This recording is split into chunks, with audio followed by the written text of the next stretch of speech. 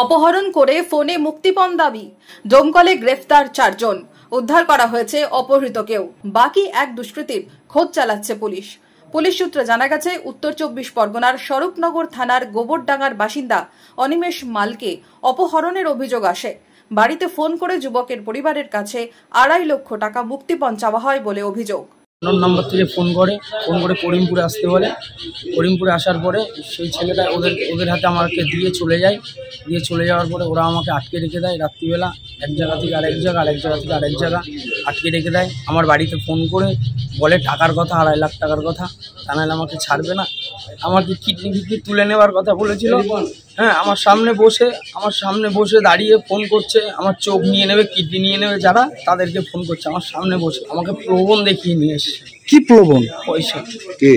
ওই এরাই হয়তো ফোনে যোগাযোগ করে কি বলেছিল? আমাকে 4,000 টাকা দেবে, আমাকে আসতে হবে তোর সাথে।